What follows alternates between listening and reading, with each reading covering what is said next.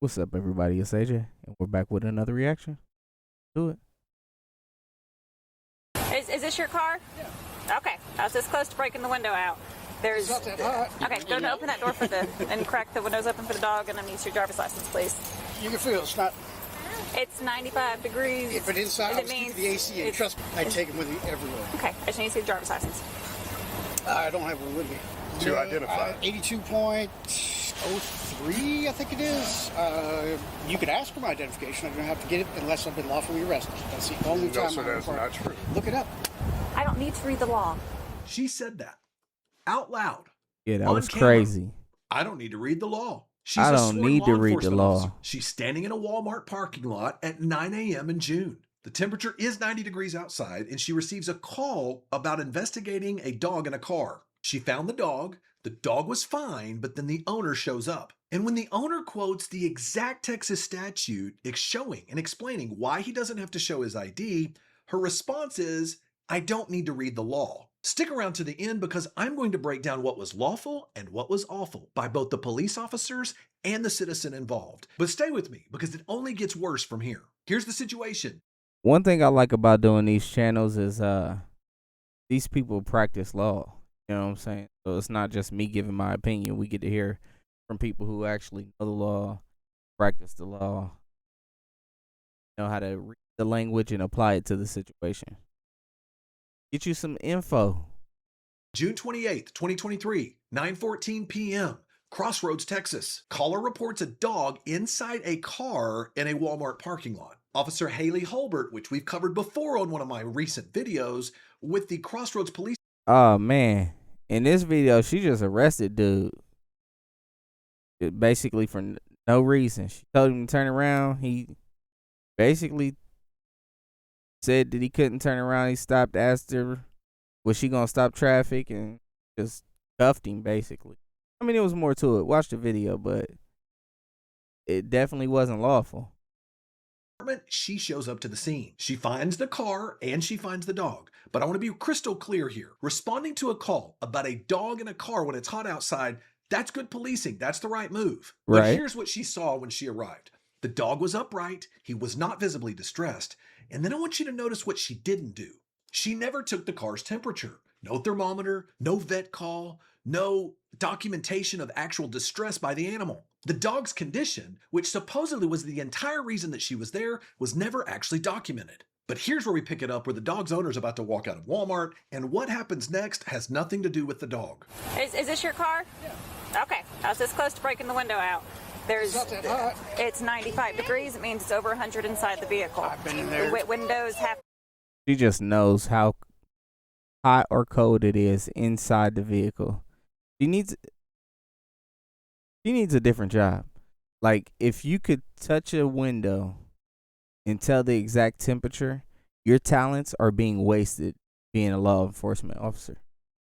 You need to be somewhere else making mad buku money in a lab, touching glass, letting them know the exact temperature. Yeah, you should be making hundreds of thousands of dollars a week. Cracked. There's got to be something. I was trying to keep the air conditioning in for him because I literally. Okay, go to open that door for the and crack the windows open for the dog, and then use your driver's license, please. So let's slow this down for a second. Because the officer confirms that the dog is okay. Then the owner shows up. Those are two facts that should have actually ended this encounter. After all, the call should now be resolved, and everybody should just go home. It can't be those things because she's addicted to ID, so she needs this man's ID because she's addicted. Instead, she demanded his ID. And here's what Mr. Beard did that most people don't do. You can feel it's not. It's 95 degrees. If it inside, I was keeping the AC in. Trust me, I love my dog. The car isn't running. I take him with me everywhere. Okay, I just need to see the driver's license. I don't have one with me. Do I have any ID with you? No. You know your driver's license number? What did I do wrong? This is a criminal offense, okay? What was the offense? For animal neglect and abuse, yes. No. I need a supervisor. Okay. No. Driver's license? I need a supervisor, please. What is your driver's license? Please, I need a supervisor. Wait out here, I'll call a supervisor and see if he can contact me by phone. This is my supervisor right here. How's it going? How you doing? How you doing, Sergeant Tyler? Okay, so what did you speak with me about? She, I guess, got a call about my dog. Is he plain clothes? Pulled up in plain clothes? Is he even on duty? Yes, sir, we did. I parked the car, Uh-huh. and I had it freezing cold today. I literally got it just sitting there, and I went inside. I've been in there for 15 minutes. What did I do wrong? Okay. So when we get a call for service, and especially when we do contact somebody, we do need to identify the That's person. the law. It is hot outside, and the animal looks like it's in distress. Right. And you came Okay. here, investigated, and figured in distress. Right. I don't know about that. So when an officer does contact someone, there are requirements. The animal didn't look in distress. The animal looked up at her like, "Hey, big dog, you supposed to be touching this window? All right. I'm going to leave it alone, but when big dog come back, I don't know if he going to like you touching his window." Especially when we believe that there could be a criminal offense to identify. 82.03, I think it is. You could ask for my identification. I don't have to get it unless I've been lawfully arrested. That's the only No, time sir, I'm that's required. not true. Look it up. Look it up. That's all I'm asking. Look it up. Okay. I don't like the fact that we have to show our papers. Just look it up. Would it kill you to look it up? All I did was go inside. Yeah, he's plain clothes. He might not even be a manager. She just called somebody. Might be her boyfriend. But also, why would they look it up when she just says she don't need to know the law or whatever she said at the beginning? She don't Have need to some look it clothes up. quick. He might. I sat in the car, got it. Yeah, somebody called. Okay, that's what you do. I mean, that doesn't mean I do anything wrong. We were called out here to investigate. Sure, and you investigated. You realized Yes. the dog was not in To distress. The dog was complete that, fine. I'm going to need your identification. That's not the way the law works. I read it to you, and you didn't understand. Those were two different sections. The second one says I can't give you a false name, okay, if detained. And the first section says I have to give you my ID if I've been lawfully arrested. The second section says I cannot give you a false or fictitious name if I've been detained. You guys need to be educated. You really don't understand that what I'm telling you is actually the truth. But you You have are- this They don't care if it's the truth also. They don't understand it and they don't care. They could care less. addiction belongingness. to ID. I- I'm not for belongingness. This is No. unlawful. It's like right now you're trying to convince them that it's daytime. You're like, no, it's sunshine outside. And they're like,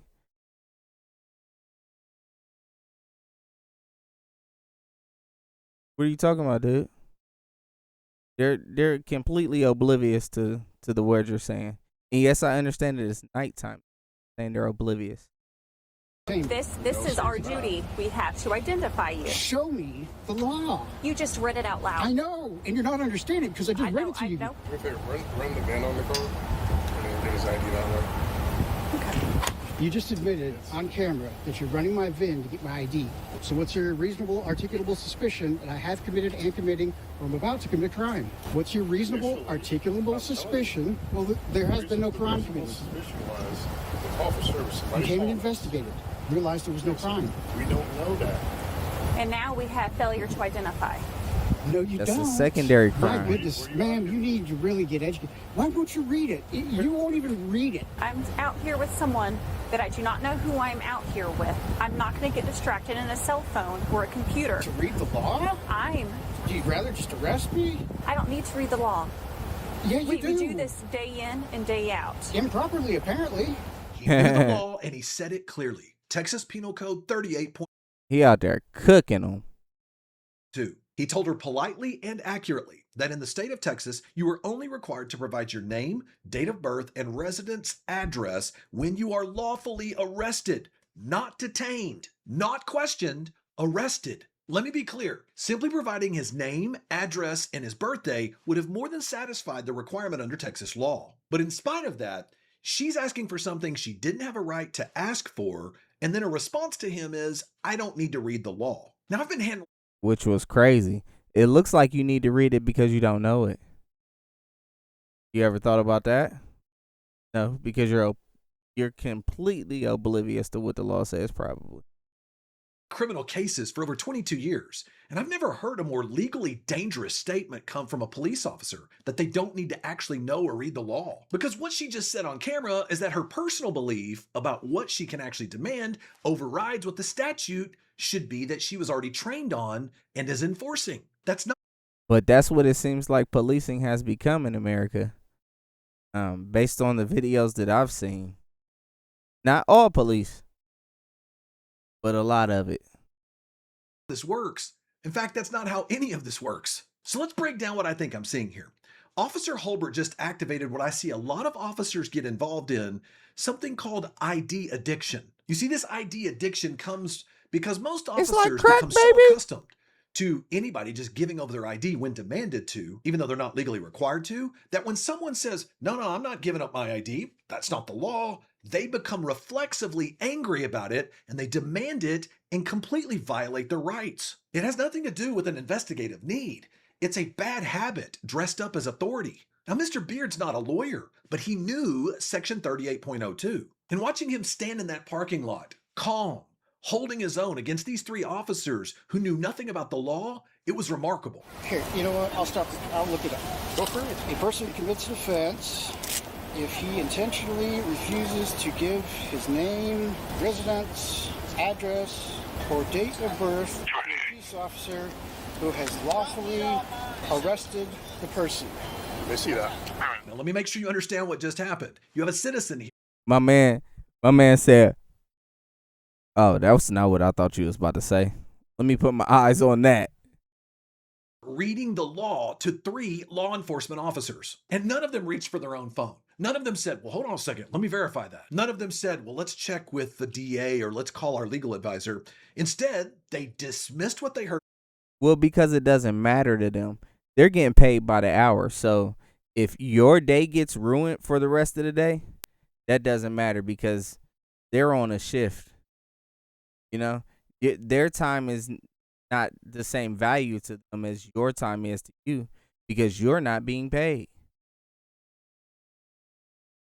This man, and they demanded what they were legally not entitled to. This is what I call compliance theater, because their demand is no longer about investigating a crime. It's about establishing who's in charge. It's performance, not policing. Now watch what happens next, because this encounter goes from bad to almost unbelievable. A person commits an offense if he intentionally gives a false name, residence, address, or day of birth to an police officer who has A, lawfully arrested the person, B, to lawfully detain the person.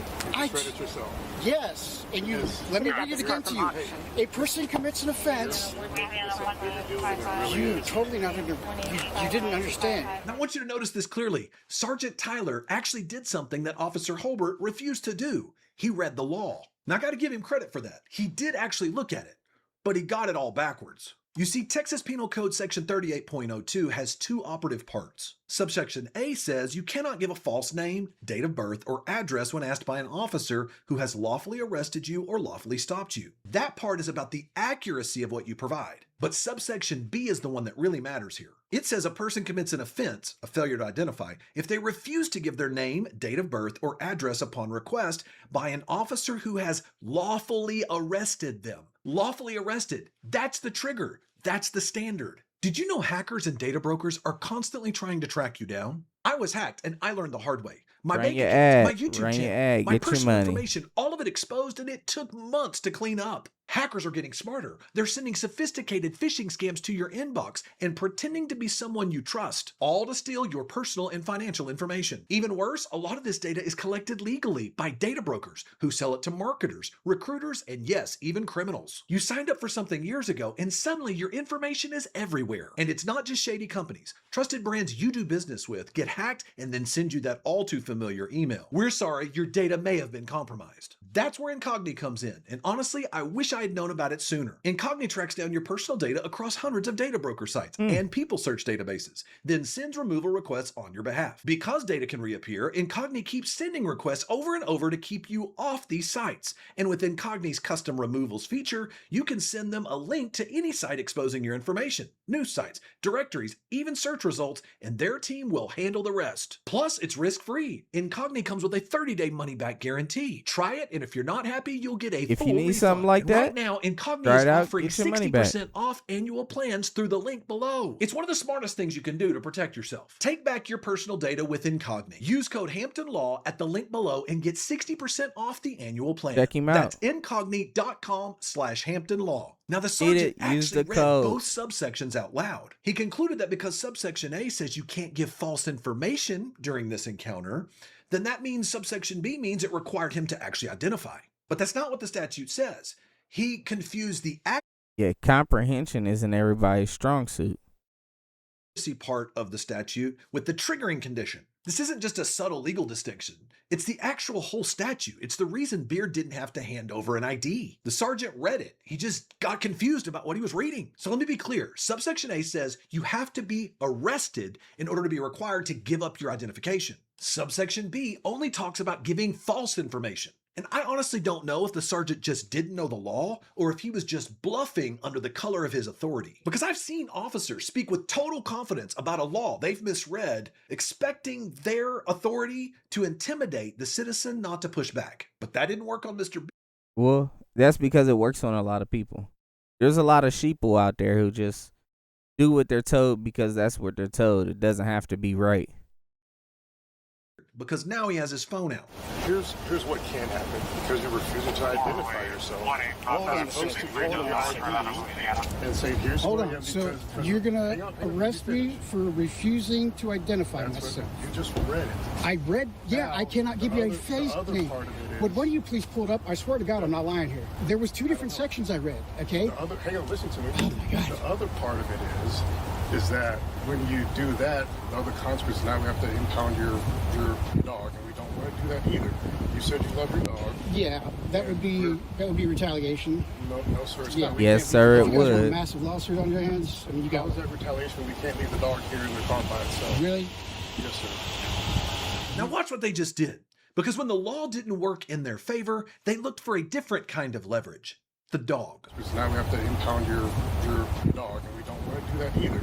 We could impound your dog. Okay, so let's see what they could do here. Let's break down Texas Penal Code section 42.092 because that covers animal cruelty. The statute specifically says a person commits an offense if the person intentionally, knowingly, or recklessly fails unreasonably to provide necessary food, water, care, or shelter for an animal in the person's custody, abandons unreasonably an animal in the person's custody, transports or confines an animal in a cruel manner. What does cruel manner mean? Cruel manner includes a manner that causes or permits unjustified or unwarranted pain or suffering. So under this statute, leaving an animal, leaving a dog in a vehicle where there could be extreme heat, where there might not have been that ventilation, that could cause a problem here for Mr. Beard. The problem, though, is there's no evidence, there's no dictation in this report or anywhere At else all. that any of these conditions actually existed. You see, in this Well, see, he's forgetting that she has a superpower. I mean, not a superpower, but a super sense. She's a better being with her ability to regulate and understand temperature than us. So just from her looking at the window and touching the window, she could tell you the temperature of the air in there, the temperature of the seats, and the internal temperature of that dog. So that's all she needs. amazing to me. Not a single officer documented that this dog was in a dangerous condition. No temperature reading, no vet call, no formal reading, or any detection of distress. In fact, the dog, by all visible means, and even by the officer's account of how they treated the situation, the dog appeared to be just fine. So as a result, this animal statute here was not being used as a legal basis for enforcement. Instead, it was just being used as a threat. And when the law is not on your side and you're not getting what you want, you use a different kind of leverage, which was here, the dog. But here's what Beard did. He held his ground and he was right. And he knew he was right. Read it. It's right there. You're not even going to read it. Nope. No, I am not. Do you realize I'm how going to stand bad here with you. Nope. She's the dangerous type. She's dangerous. She's a very dangerous person. How bad this is going to look in court? You I think don't you know have the to. law. You don't have to. You don't have to know the law. I already You don't know it. have to. I am beside myself that none of you are aware of this because it's been a huge thing lately on the internet. And I'm surprised none of you have heard of this. I'm really not trying to give you a hard time. I'm trying to educate you because what you're doing is really, it's not right. Good, I man. haven't said anything I to know. you, right? Well, I know. I'm just saying, when you go home tonight, She please trying look not up to be in the 3802 lawsuit. and I read know it. what it says. Okay. I'm here as a backup unit. That's it. I implore you to. She mad she got called here for backup. She like, oh man, I'm about to be in this lawsuit. Her day is ruined. Take yourselves about this. Stand right there. Sure. So we can't do that. Cut loose. And this is where we're at. want to do the prudent thing, not necessarily because we can. Doesn't always mean we should. Yes, he's being a jerk. Okay. Here's the deal. So it's crazy to me that anytime I'm following the law, like if you were giving me lawful commands and I was following it, I wasn't being a jerk. But when the law says I don't have to do something, and now I'm following that law, now I'm being a jerk. Isn't that funny how I'm being a jerk because I'm following the law? You're not being a jerk because you want to break the law. Although you're at a point where you don't want to I'm not trying to give you guys a hard time. I'm trying to Yes, answer you are. No, I'm not. You give me a Hang hard on, let me time. finish. Secondly, the animal cruelty will still continue to be investigated. Because you believe you know the law, here's what's going to happen tonight. Tonight, you're going to be cut loose. Because the animal is okay right now. If Oh, you're going to do me a favor and not violate my rights anymore. Oh, thank you so much. we investigate further, and then we contact Walmart, watch the video, see that the animal was in distress, there's the potential then case can be filed for animal cruelty against you. Okay? Yeah, Does that make sense?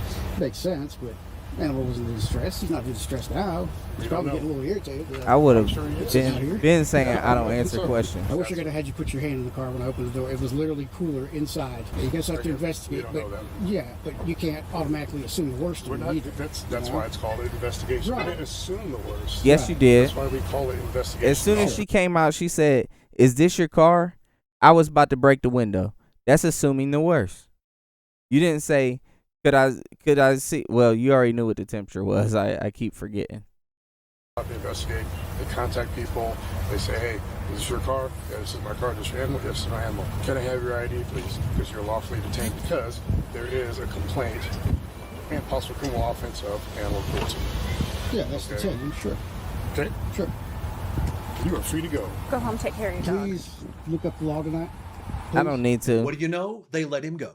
No arrest, no ID, no impoundment. He got After bars. what you just watched, 3 officers, a sergeant, a statute read out loud incorrectly, they let him go. And Beard knew the law and he knew his rights. Now the story should end here, but thankfully for Mr. Beard, it doesn't. Because after this encounter, Beard filed a complaint. Chief Sean Good. Short responded, and what he said in that letter is the fourth thing I really want you to notice about this encounter, and it's really the most revealing about these police officers. Now, the chief admitted on the front end that his officers were wrong about the law. In fact, he admitted in writing that under Section 38.02, Beard was not required to provide his ID.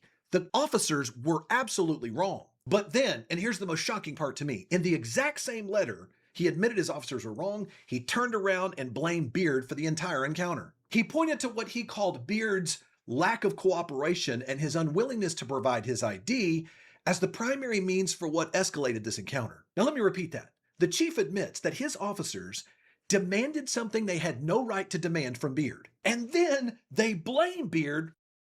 So he's wrong because they were wrong and he didn't want to be forced to do the wrong thing. He wanted to stay within his liberties. So because he wanted to stand on the rights that you keep saying we have, he escalated the whole situation. Like I said, when I'm following the laws you want me to follow, the way you want me to follow them, I'm not being a jerk. I'm not escalating the situation. But when I follow the laws that I'm actually bound by, and the ones you're trying to go against, now I'm being a jerk. I think that's real funny. Not handing it over. This is classic blame shifting because they admitted what they did was illegal, but then they turn around and assign the cost of that decision to the person who did everything right. This is how accountability gets buried, not by denying what happened, but I mean, and it shows in the department. The female cop talking about, I don't need to look up the law. And then the chief of police is like, you should have allowed yourself to have your rights violated. reframing what actually happened. The officer's error becomes the citizen's attitude problem. So what did Beard do? He filed a federal civil rights lawsuit that was ultimately settled, terms undisclosed. But what we do know is that the Crossroads Police Department settled rather than defend what happened on this body cam. Which now brings me to our ultimate verdict. Was this lawful or awful? Officer Awful. Haley Holbert. She responded to a legitimate welfare call. She located the dog. She confirmed the dog was okay. Those three things, lawful, professional. That's what the job looks like. But then she demanded ID she was not entitled to. She said on camera she doesn't need to read the law. She never checked the dog's actual condition after making that her justification. She escalated a resolved welfare check into a constitutional standoff because a citizen knew his rights. Officer Holbert, awful. What about Sergeant Tyler? He did something Holbert refused Awful. to do. He actually looked at the statute and still misread the most important section, reached the wrong conclusion, and confirmed the wrong demand, and added the weight of his rank to a legally incorrect position. Awful. Mr. Beard? He knew section 38.02. You forgot one more thing. Then he tried to go ahead and threaten to take his dog away from him too. Tried to intimidate him. Awful. He cited it, read it aloud. He held his ground against 3 officers for an extended encounter in a parking lot in 90-degree heat. He didn't get loud. He didn't get aggressive. He just kept saying the same correct thing. And when the department blamed him for it, he filed a federal lawsuit, and that lawsuit ended in a settlement. Mr. Beard, lawful. But that's not the end of the story, because this wasn't the first time Officer Holbert's mistake cost someone else an arrest. Check out this next video where I break down where Officer Holbert arrests a man for doing exactly what he was told to do. Yeah, that's the one I was talking about. Yeah, those are the type of people that make us not trust the police. It's hard to trust the police when you just come up, you lie, you'll call your sergeant will lie, make up stuff, have zero comprehension skills. Yeah, man, that was terrible. That was utterly terrible. But if you enjoyed this video, leave a like, share it with your cousin.